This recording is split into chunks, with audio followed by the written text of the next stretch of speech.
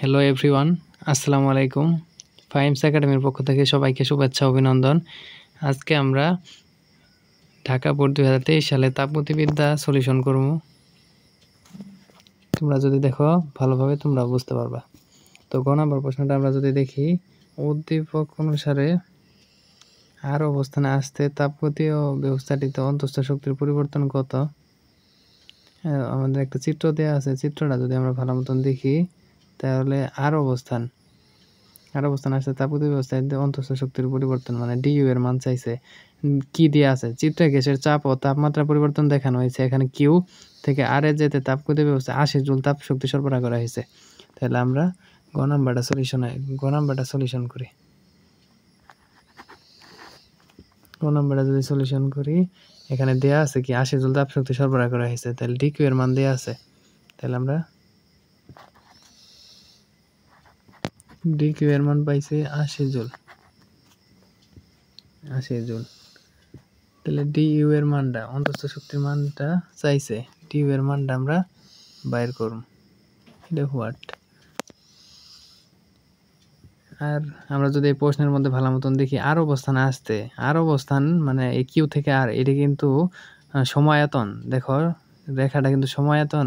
তাহলে সমায়তনের ক্ষেত্রে তো কৃতকাজ তো 0 হয়ে যায়। তাহলে আমরা যদি তাপগতির সূত্রটা লিখি, ডিকিউ সমান ডিইউ প্লাস ডিডব্লিউ, ডিকিউ সমান ডিইউ প্লাস ডিডব্লিউ, তাইলে এখান থেকে বা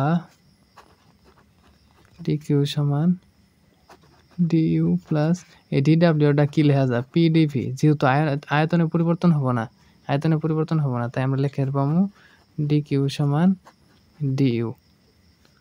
অতএব ডিইউ সমান ডিকিউ, তার মানে ডিকিউ আমরা কত পাইছিলাম, মানে ডিকিউ পাইছি হলো 80 জুল। তাহলে অন্তঃস্থ শক্তির পরিবর্তনটা কত হবে, এটা হবো 80 জুল। আমাদের গ নাম্বার সলিউশনটা কিন্তু হয়ে গেছে।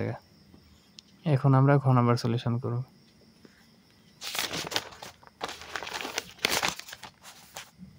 ঘ নাম্বার সলিউশন যদি করি, ঘ নাম্বারে কি বলছে, ঘ নাম্বারে বলছে উদ্দীপক অনুসারে পি কিউ আর পি চক্রের প্রতিটি ধাপে কাজের তুলনা করো।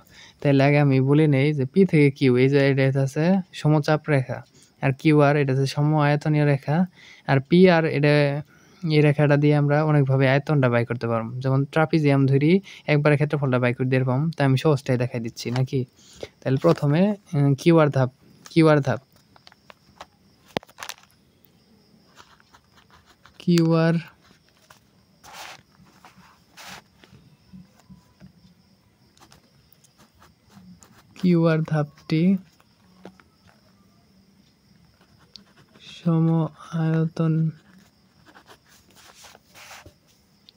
ধাপটি সম আয়তন নির্দেশ করে। তাই কিউআর ধাপে ডাব্লিউ কিউআর, তাই কিউআর ধাপে কৃতকাজের মান হইতেছে 0। আবার যদি কিউআর ধাপে তো কৃতকাজ 0, এখন পি কিউ ধাপ এটা হচ্ছে সমচাপ রেখা, তাহলে পি কিউ এ কৃতকাজ ডাব্লিউ পি কিউ সমান P into del V, P into ভি2 মাইনাস ভি1।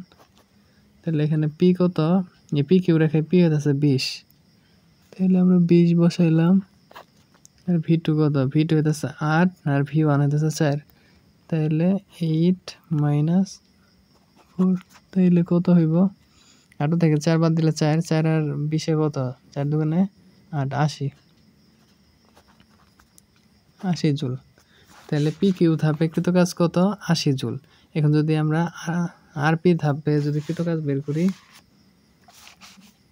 আর পি ধাপে কৃতকাজ ডাব্লিউ আর পি সমান, এখানে যদি আমরা দেখি এটা কিন্তু ট্রাপিজিয়াম দিয়ে করলে একবারে সহজ হবো।